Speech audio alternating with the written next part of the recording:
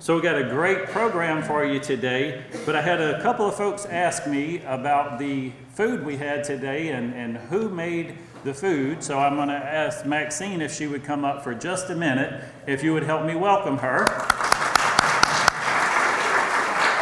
She's going to share a little bit about her catering. Is your tummy full? Yeah. Good, then I accomplished my goal. Okay, I am just an old retired nurse of 46 years, and I decided to hang up my stethoscope. I ended my wonderful career teaching the job that I loved at Southeastern Tech the last 13 years. So last July, I retired, but I'm not going to sit at home. I do not know how to crochet, and I really don't want to learn right now, okay? So I've always piddled for about 20 years making cakes and catering, and I decided to go full stream with it. Now, I'm thinking, I prayed about this, I really did, and God convicted me that if I was going to continue to do this, I needed to do it the right way. So the kitchen is not attached to my house, but out behind the pool house. So you can imagine how much all this costs in a rural area, but I'm doing it. And with I know the help of this community, I'm going to get that building paid off before I see Jesus. But anyway, I do love to cook, and I do love to make people feel better. And whenever people's stomachs are full, they do feel better. So, and a kind word and a smile goes a long way. It really does. So I do hope you enjoyed your meal, and there is some more up there if you would like some seconds. But thank y'all so much for allowing me to come and feed you today. Okay? Y'all have a great day. Thanks. Another part of this program today and making it successful for us is sponsorship. And so I want to take just a minute to recognize our two sponsors. And I'm going to start with my friend, Miss Tanya Rogers with West Rock. She's going to come up and share a few words with you. Help me welcome Tanya.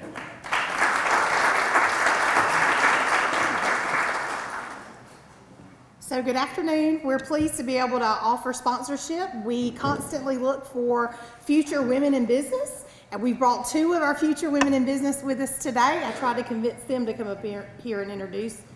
They claim they're not quite ready for that. So hopefully we'll groom them to be able to come speak at a future event. But thank you for allowing us to sponsor it.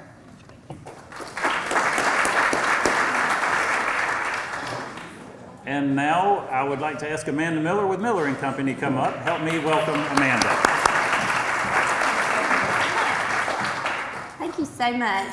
Wow, it is really amazing to see all these beautiful women that are coming out to support each other and to, listen to a great speaker that we have planned.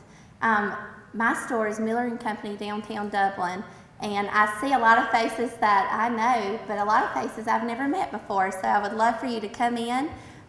We specialize in fabrics and wallpaper. We have a little over 4,000 square foot showroom, and we have it filled to the max. And we offer gifts, and we have one side of our showroom that is actually catered to gifts for babies, weddings, and we have all price points. So we like for people to know that we are a gift and retail store as well. But we take pride in what we really love to do is fabric and wallpaper, and we have our own seamstress that has sewn for over 30 years. And we'd love to come out and give drapery measures for yardage and labor cost and design treatments for your windows. We also do pillows galore, and we have tons at the store, any style or whatever your imagination. We will help you. We have a great team, and these ladies at my front table here help me daily. And I just want to say thank you to Heath with the chamber, has really helped me grow my business. And I love Dublin-Laurens County. I'm from Cadwell, Georgia, big town. And so my husband's from Savannah, and when I moved back here, I just saw a need for a home resource center to help ladies make their homes beautiful or whatever dream they wanted in their home. So I would love to help you, and we're happy to help in any way, and I appreciate all your support. Dr. Avery and Dr. Chuckapella are glad to announce the opening of Central Georgia Primary Care right next to Paul's Tire at 230 Industrial Boulevard. At Central Georgia Primary Care, we offer highly skilled physicians with compassionate, personalized care focused on each individual patient as our top priority every single day. Our physicians have devoted a lifetime of excellence in healthcare. It's St. Patrick's Time in Dublin, and Central Georgia Primary Care is proud to sponsor. It's Central Georgia Primary Care, bringing state-of-the-art health care right here at home. At Dublin Chevy Nissan, we're getting the St. Patty's Party started early. When you come to Dublin for our St. Patrick's Day Festival, make sure and visit Dublin Chevy Nissan. With shipments of new GMs and Nissans coming daily and a wide selection of pre-owned vehicles, don't miss the party of the year at Dublin Chevy Nissan. At Dublin Chevy Nissan, we take pride in turning our inventory. So if you see it online or on the lot, act quickly. And remember, Don sells trucks well at Dublin Chevy Nissan. The diesel and automotive technology programs at Oconee Fall Line Technical College are hands-on and can be completed in a year and a half or less. Students gain valuable experience working on state-of-the-art equipment and training aids, and even maintain the college's diesel truck and vehicle fleet, which allows them to see the real-world issues they'll encounter on the job before they graduate. During labs, students are exposed to every part of the automobile or diesel truck and are required to put the theories they've learned in the classroom and during lectures into action. OFTC's diesel program is certified through Daimler Trucks of North America's Get Ahead program, which allows students to add certifications to their resume before entering the workforce. Automotive technology students can also earn entry-level certifications through Automotive Service Excellence. Adding these certifications to their resume before entering the workforce sets OFTC graduates apart when applying for jobs. These programs are flexible and instructors work with students to accomplish their individual goals. Day and some evening class options are available, and the majority of a student's classwork is done online, so time on campus is spent applying knowledge and practicing skills through lab assignments. Careers in the diesel and automotive technician industry are in demand, and the more a technician learns, the more valuable they become to their employer. Opportunities in these fields are endless.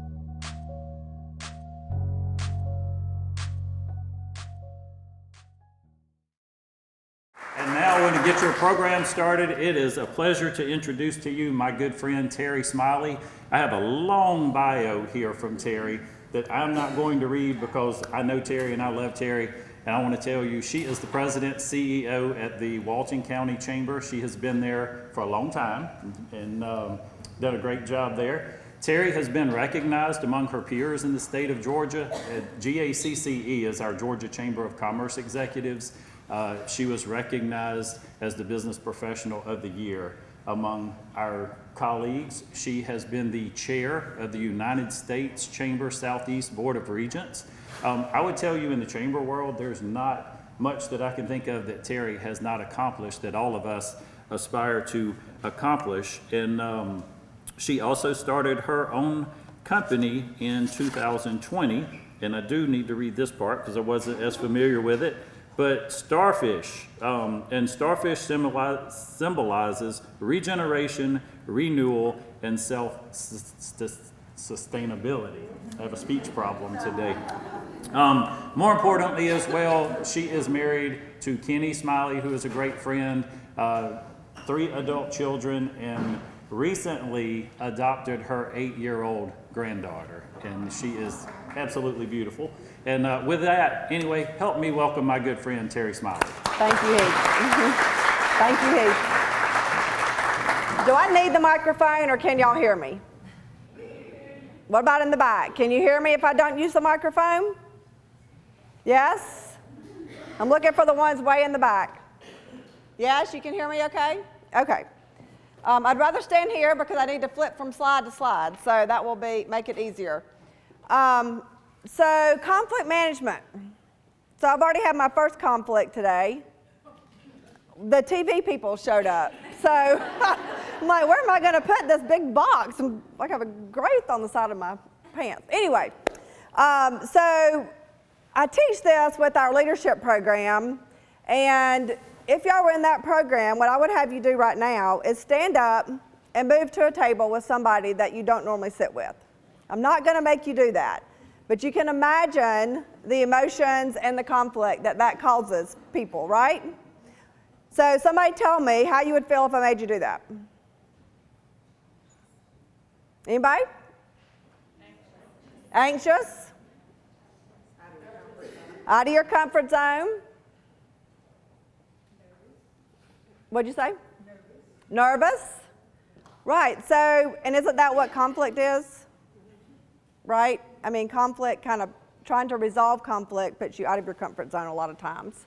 So, when we think about conflict, we usually think about these things up here. You never listen, you don't respect me, you're selfish, it's not my fault, you're a control freak, right? So we usually think of conflict as all negative words. Would y'all agree with that? Okay. Can conflict be positive? I'm gonna ask you that again in a minute, but yes, no? Yes, okay. All right, so let's talk about some common causes of conflict first.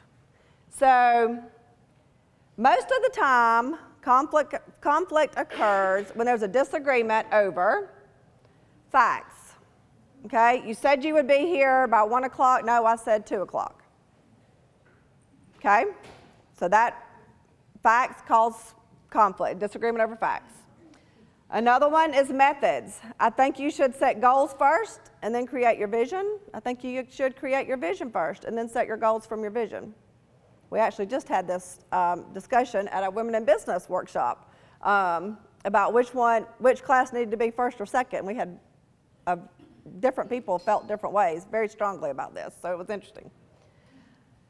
Goals. As a parent, you might say you need to go to college after high school. And the child might say, I'm tired of school. I want to go get a job after I graduate from high school. So that's another thing that usually causes conflict, the difference in goals.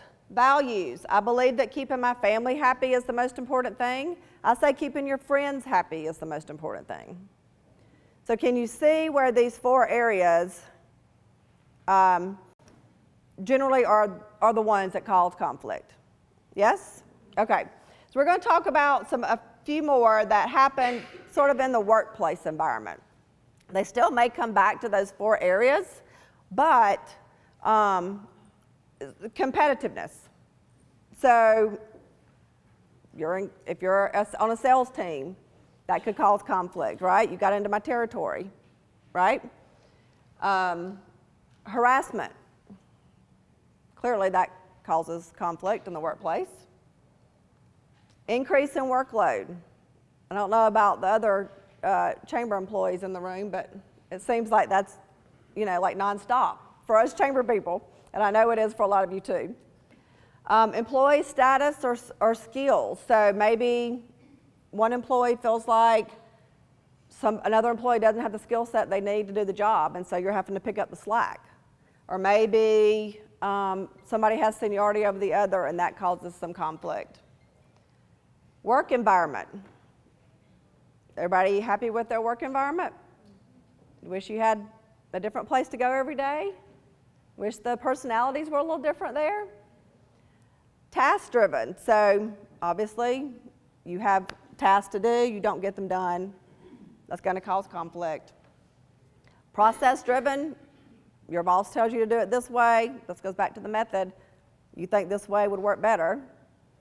And so that could cause some conflict. And then relationships and personalities. So in life, if you're in a relationship, whether that's husband and wife, whether that's coworker, whether that's a friend, whether that's a parent-child, you're gonna have conflict. You're not gonna always get along and everything just be great all the time. I was actually listening to a podcast on the way down here, and he was talking about, what happens to us is that we all watch Disney when we're kids. And it's not always happily ever after, like it is on the Disney movies. So it sets our mind as an adult that that's the way life is, right? That you get married and you're just happily ever after, right? Doesn't always happen that way. So, I ask you again, is all conflict negative? No. Right. So let's talk about some positive outcomes of conflict. It opens your eyes to new ideas. Anybody have an example of that? Nobody? If you go back to what I said earlier, so maybe there's a way that somebody's been selling something, and you hire a new employee, and they did it a different way at a different company, and they bring that idea to the table, and it is amazing, right? So sometimes conflict can open your eyes to new ideas. Opportunity to verbalize needs gives you that opportunity. It teaches flexibility. Teaches that things aren't always happily ever after, right? It teaches us to be better listeners. We're going to talk about that again in just a little bit. Teaches us patterns of behavior, right? It leads to solutions. It gives you practice on your communication skills, because isn't that a lot of what causes conflict anyway? Is lack of communication, the wrong tone of communication. Helps us set limits and boundaries, and those are important, right? Practice emotional control. I will tell you, I don't know if he's probably never seen me cry. I cry if I get really mad. I don't usually cry if I'm sad. Isn't that weird? But if I get really mad, I can't control it. Like I cry if I get really mad. And I don't get mad very often, thank goodness. But I'm not going to handle a conflict until I can get that under control, right? I'm not going to address that conflict until I can get that under control. Always allows us to differentiate ourselves. So we give our opinion, they give their opinion. So what I want to do, this will make it a lot more fun, is we want to figure out what your conflict management style is. So on your tables, they put an assessment. I want you to go with your gut answer on this. Don't overthink it, okay? And everybody complete that, and then I'm going to bring around a tally sheet that's going to allow you to tally your results.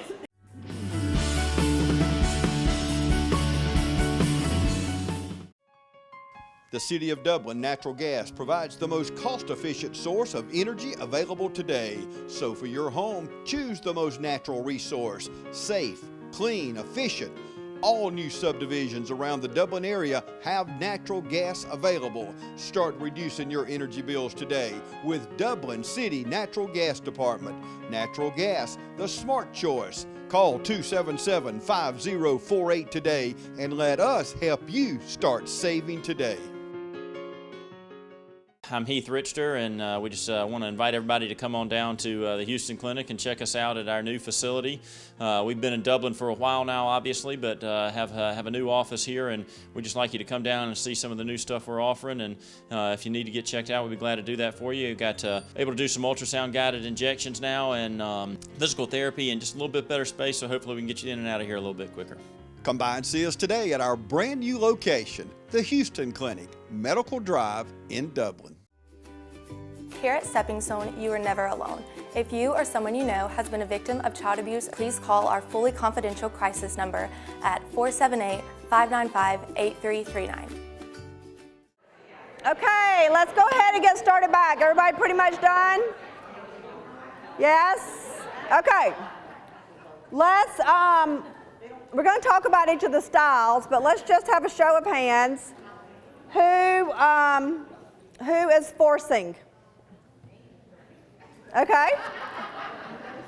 All right. Who came up with collaborating? Okay. What about avoiding? Avoiding? Not meaning? What about accommodating? Okay. And what about compromise? Okay, so we're kind of all over the place. Did anybody tie? Tie? Okay, what'd you tie in? Collaborate, compromise. Same thing. Somebody else tied over here. What'd you tie in? You have the same number on all of them?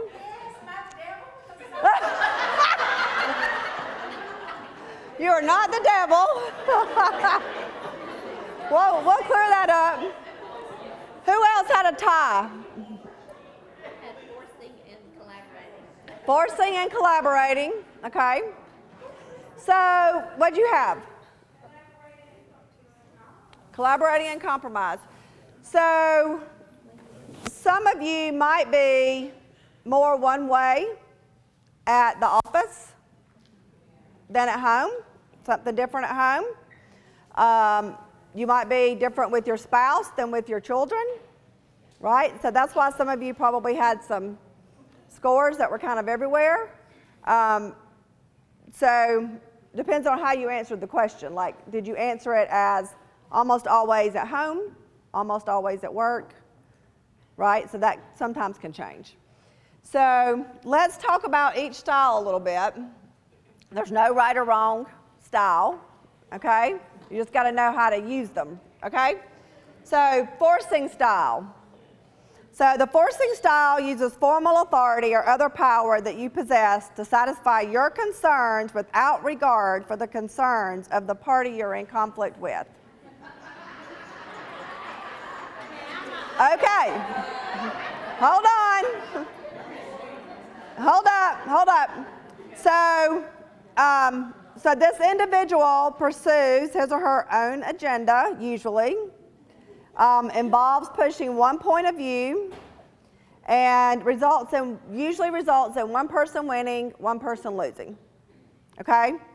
So what is an advantage to this style? You don't let anybody run over you. Don't let anybody run over you. Command style. Command. It's a specific type of management style of command. Yes. Depending on who you're managing. Right. What else? Can save a life in healthcare. Can save a life in healthcare, absolutely. One of my favorite stories is a principal said one time, if an active shooter comes in, or if a fire starts in the building, like, I don't have time to talk to anybody else about it. I've got to make that decision whether anybody likes it or not, right? So when best to use it? If time is tight and you need to keep things moving, okay? Or when you need to make a quick or unpopular decision. So a thing you may say is, if your next report isn't better, I'm going to have to talk to your manager about your performance. Okay? So that's how a forceful person might talk. Okay? I got to blame my forcefulness for my 30 years with DFACs. There you go. Go in and say, you got to quit beating that child. Boom. That's right. I'm taking your kid out. That's right. Yes.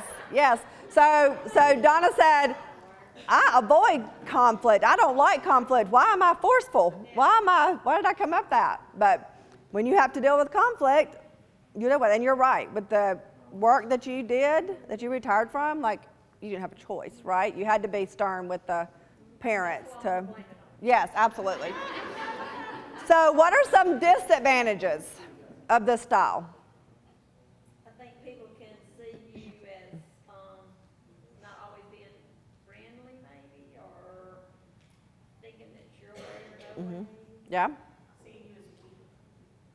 Seeing you as weak, as forceful? Strong, yes. As strong. Seeing you as strong. You can injure people. Yeah, you might hurt somebody's feelings, right?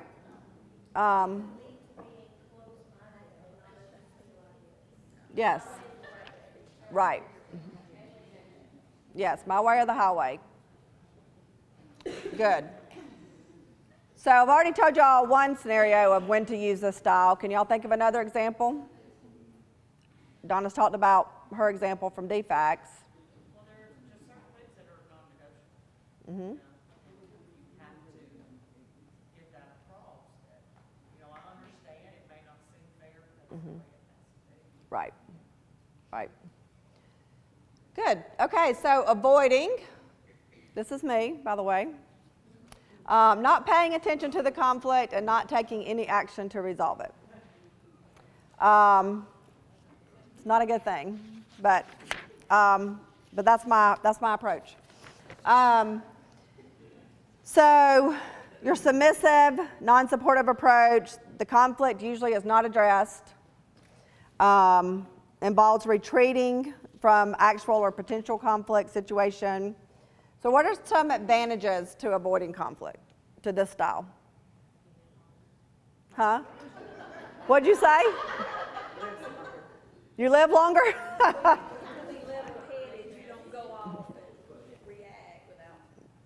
Yeah, level-headed, think about it. I have to do that because I might cry. Do what now? You don't have to take responsibility. Sure. Yeah, you don't have to be responsible for the outcome if you avoid it, right? It might open up the opportunity for somebody else to step up and be a problem solver and they would stay quiet otherwise. Yeah. Good. So what's the disadvantage of this style? Procrastination. Your voice isn't heard. Do what now?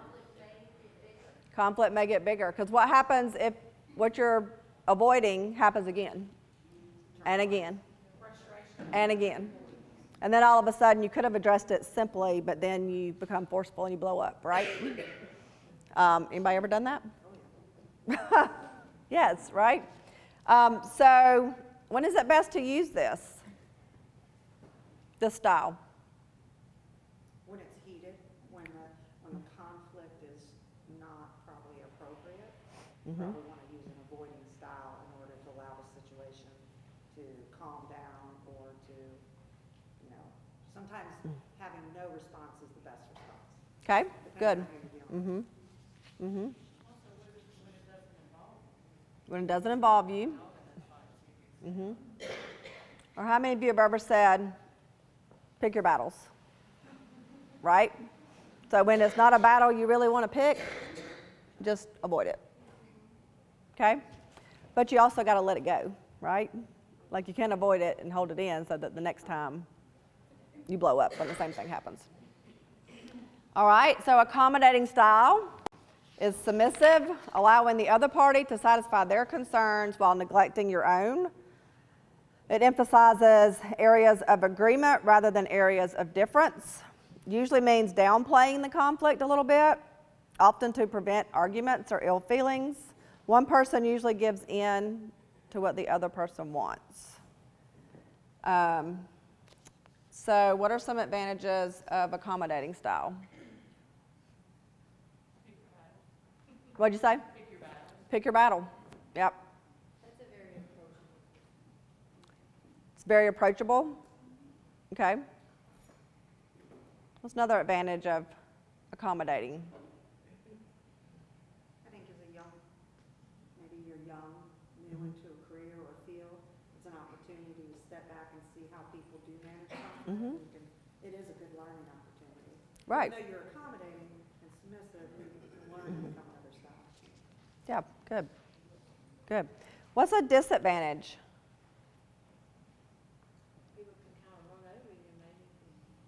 Right. If you always use the style, you never get your way, right? Internal conflict. So one person always sacrificing their point of view or what they want. So when do you use the style? Right. If it really doesn't matter if the other person wins, right? Then this is great.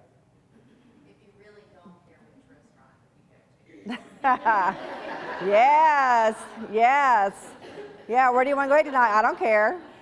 Where do you want to eat tonight? I don't care. Yeah, right, right. Sometimes it just doesn't matter, right? Okay, so let's talk about compromising style. So attempting to resolve a conflict by identifying a solution that is partially satisfactory to both parties, but completely satisfactory to neither. Middle ground approach. So what's the advantage of this? Nobody really wins, you both just give in. It's an advantage. You don't have to sacrifice everything. You're only sacrificing pieces of what you want out. If you compromise, you still get some of what you want. Right. What else is an advantage? Solution-oriented. What'd you say? Solution-oriented. Solution-oriented. Solution instead of winning. Right. Right. Is winning always important? Is being right always important?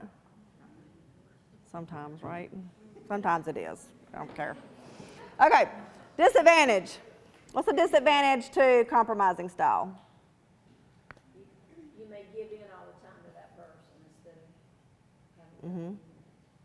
Yeah, but a piece of that's kind of like accommodating, right? So you're giving up a little bit, but as long as they're giving up a little bit too, it makes it seem more fair, right? Sometimes an accommodating style. Sometimes you can be in a compromising style where you're compromising with something that's not valuable. Yeah.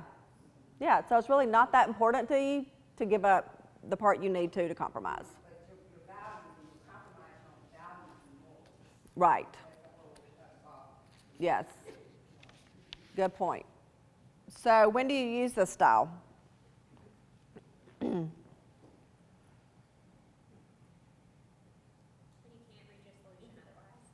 Yeah, when nothing else is working, right?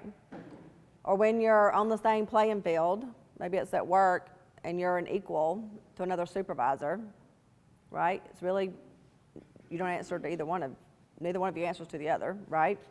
Or if you just need, sometimes this is a temporary solution to move on.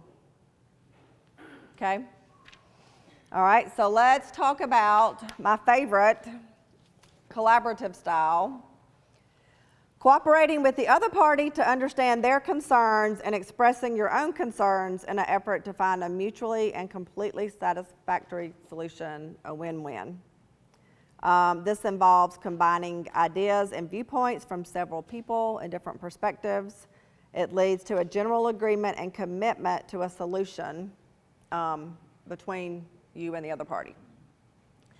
So, what's some advantages of collaborative style?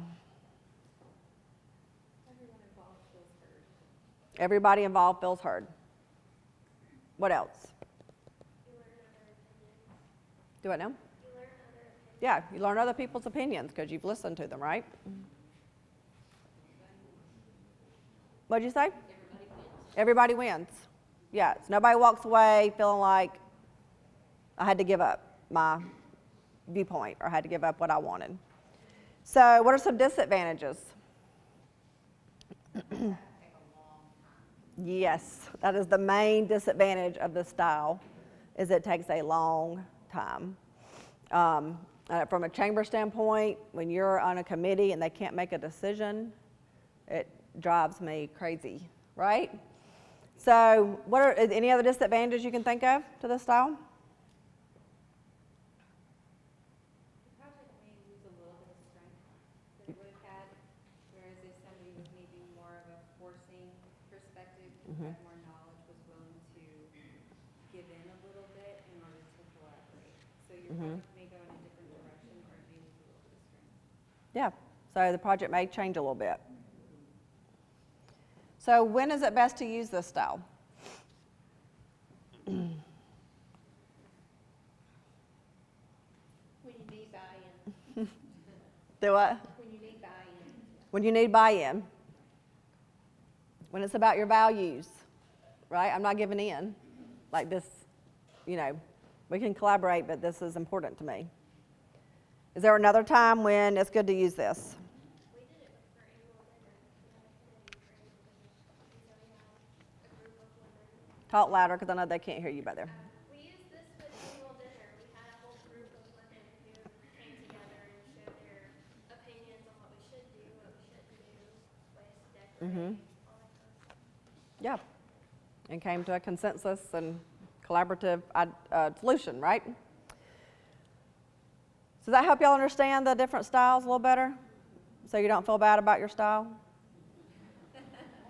Was anybody surprised by their style? Raise your hand if you were surprised by your style. You were? What was your style? Collaborating and compromising. Okay. What did you think you would be? I thought I was on Accommodating? Okay. What do you think, Heath?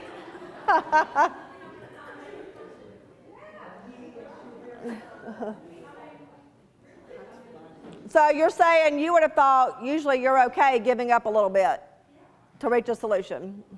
Okay. Did you score any on accommodating?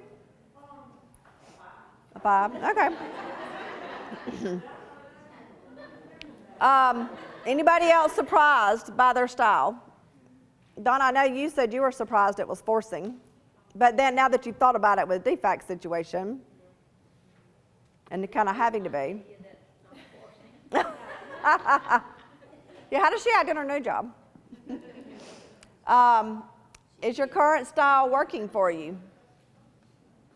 Is your dominant style working for you? Anybody?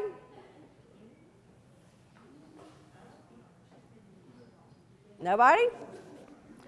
So like we said before, sometimes you might use one style at home as your dominant style, and then a different style in the office, depending on what your job title is, what your position is, if you supervise people or if you are supervised, that can change up, right? And it's okay to use things that are not in your style. So let's talk about some examples real quick. Examples of how you've used your style. Somebody give me an example of how you use your dominant style. It can either be work, personal, whatever.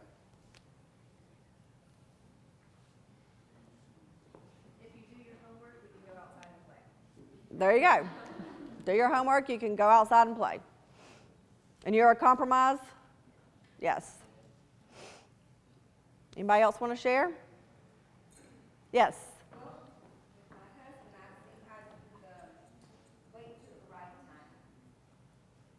Certain things. We talk about. I don't know. That was Avoiding? Wait till the time is right. Time. Yeah. Yeah. And we're going to talk about some tips in a minute too. So for those of you that shared, did that work for you? That worked? Did that work for you to wait till the emotions are not as high? Yes.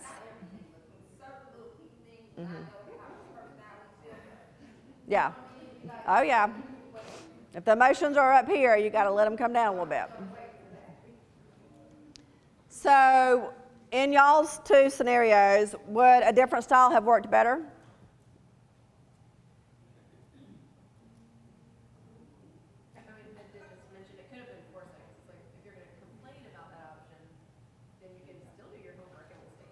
Yeah. Yeah, I'm still your mother and you're still going to do your homework. Yes. Exactly.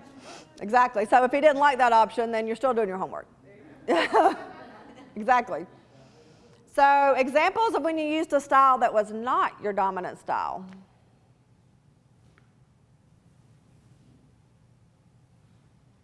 Anybody want to share that?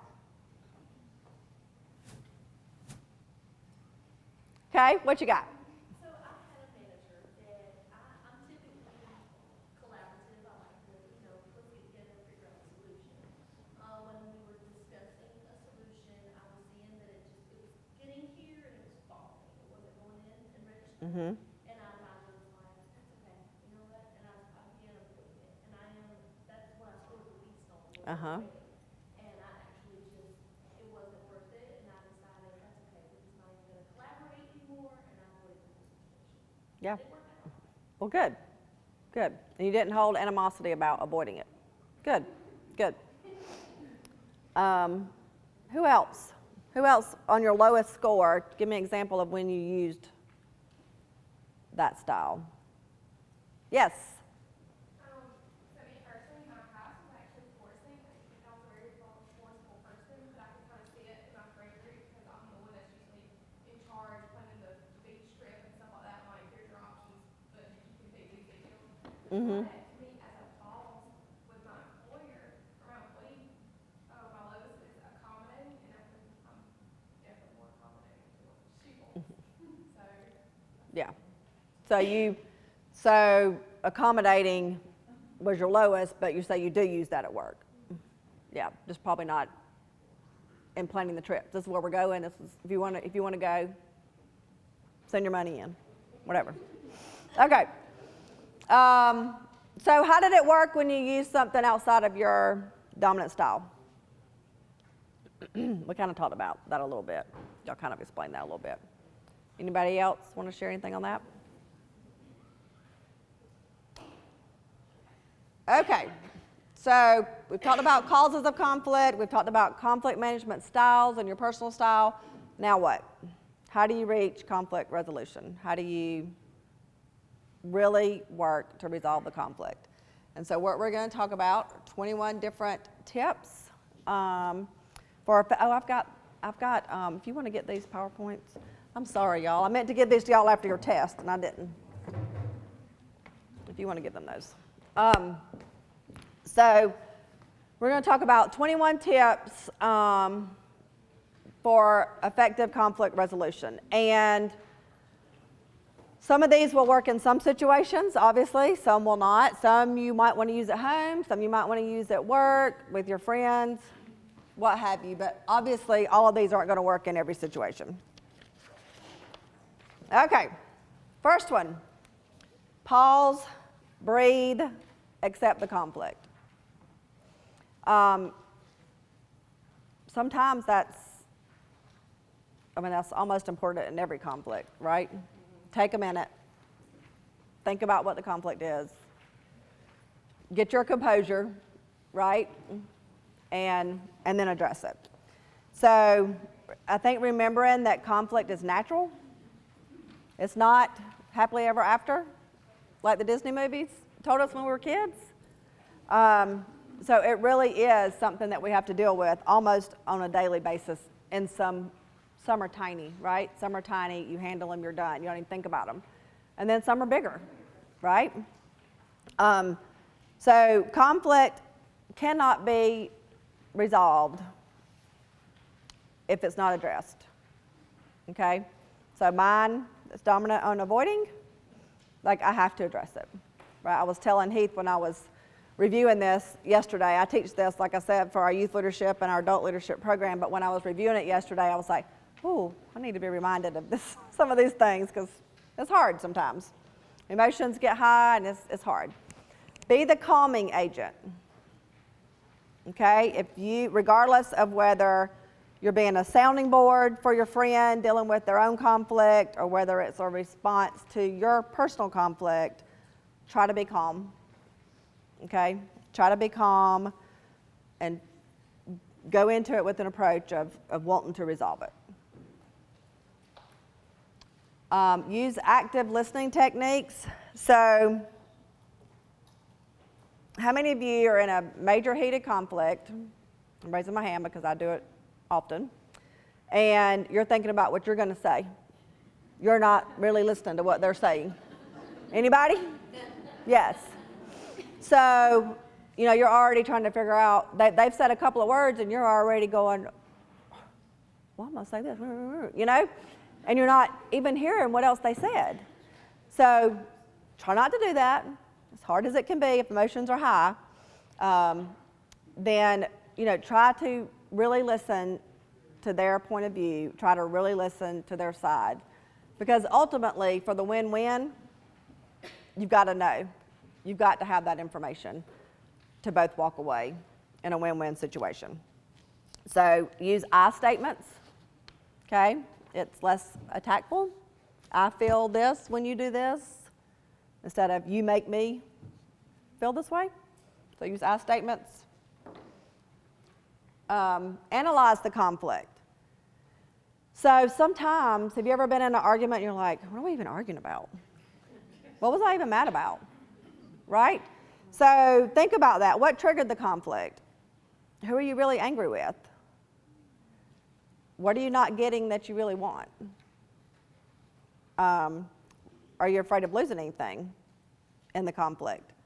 Is your conflict or anger accurate, or are you over-exaggerating? Nobody ever does that, right? And then really think about, how could this conflict be resolved? go into the conversation knowing what you're comfortable walking away with and feeling it's been resolved. So really analyze the conflict before you address it.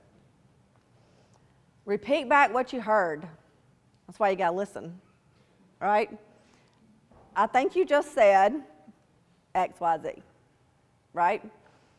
Because maybe that's not, maybe you interpreted it differently than what they actually said it. So repeat back what you think you heard. Use neutral language. It can be really hard in conflict, especially if emotions are high, to have the wrong tone, right? You're mad, so your tone is really bad. You might even say things that you don't really mean and you regret later.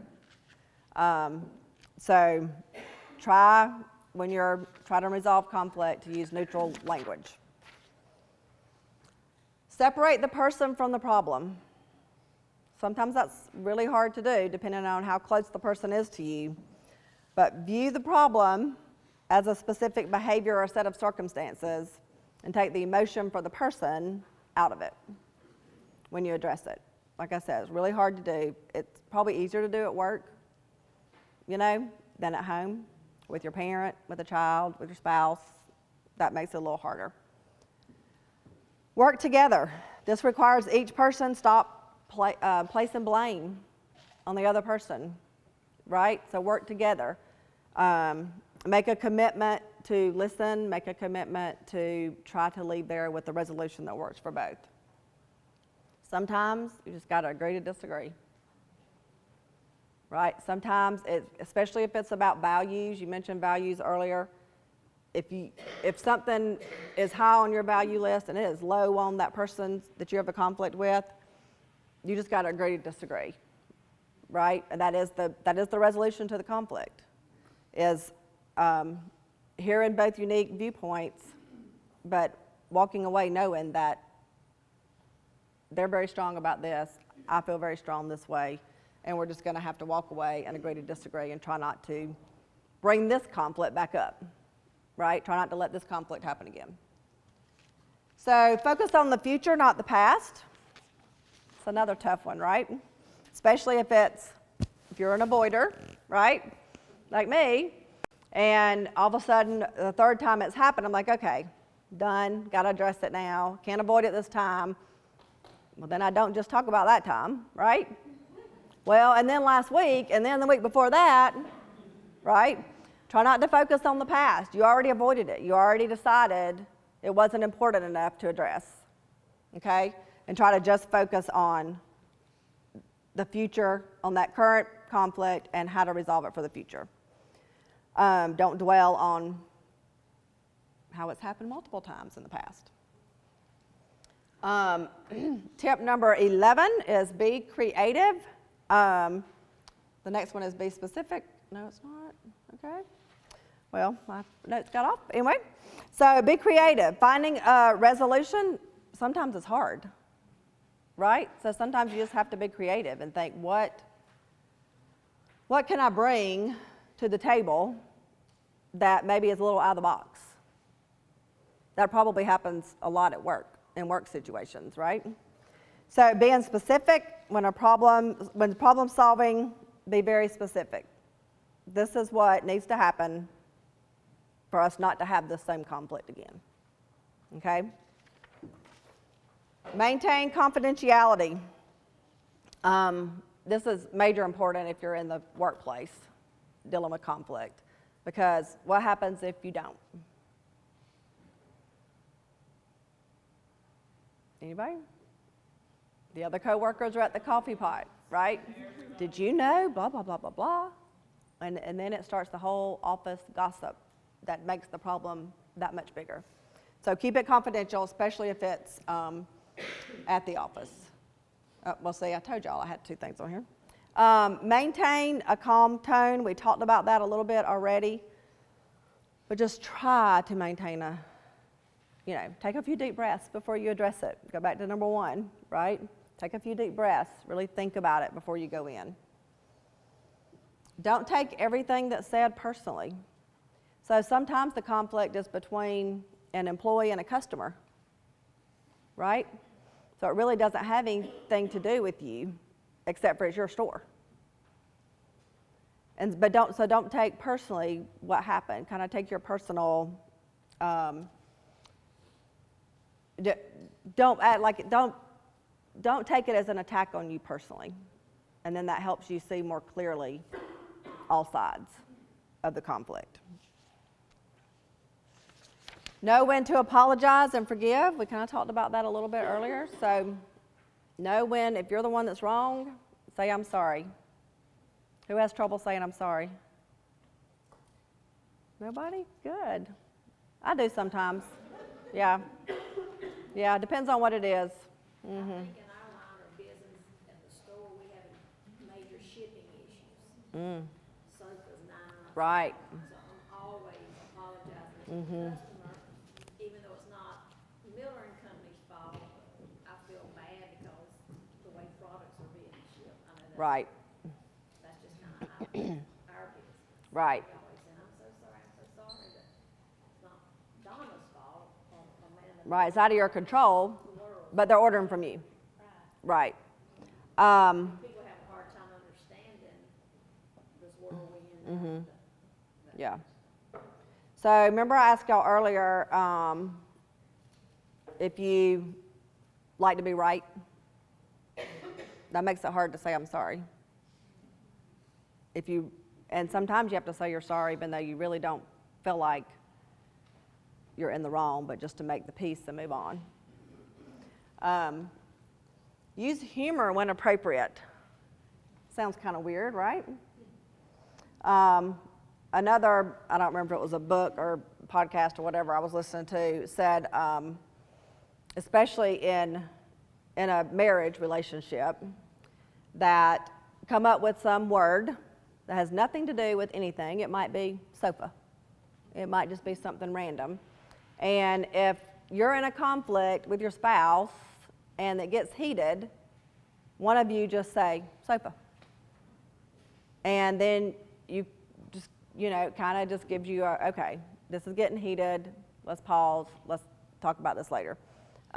Just to kind of break it, don't let it get overboard.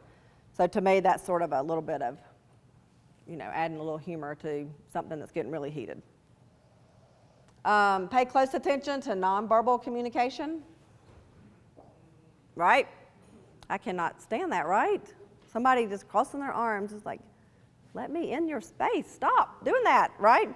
But when you're in conflict, sometimes you're protecting your space, right? So try to watch for the nonverbal communication and watch yours. Body language says a lot. 19, prioritize resolving the conflict over being right. When you're trying to resolve conflict, you might need to take a step back and assess the situation from their point of view. Recognize even if you do have a strong opinion, that you're willing to just wave the white flag and say, you know what, it's really not that important. I care more about, resolving this conflict than being right. Show a willingness to resolve the conflict. Anybody ever gone into a situation to resolve conflict and you really don't care if it gets resolved? Sometimes you just want to stay mad for a little bit longer. Nobody? Am I the only one? Sometimes, I'm not ready to get this resolved. So when you get ready to come to that table to resolve it or wherever you're trying to resolve it, bring a willingness to resolve it. And the last tip, remember the importance of the relationship. And if the relationship outweighs what the conflict is about, then you've got to get it resolved. You've got to compromise, you've got to accommodate, you've got to collaborate, you've got to figure out some way to move on and get out of that conflict. And I think that could hit with today's politics. Like if you have somebody that's for this candidate, and you can't stand that candidate, but y'all best friends, you got to just not even bring that Right. up because you would go, and I'm speaking from experience. We get to make it, so we don't even bring it up. Agree to disagree. Yep. So I don't back down and she doesn't back down. It's a great example of agreeing to disagree. We're not going to talk about this when we're together. So, ultimate goal is to resolve the conflict. Anybody have any questions? Did y'all find this helpful? Yeah? Okay. All right. Well, thanks for having me, Heath. I appreciate it.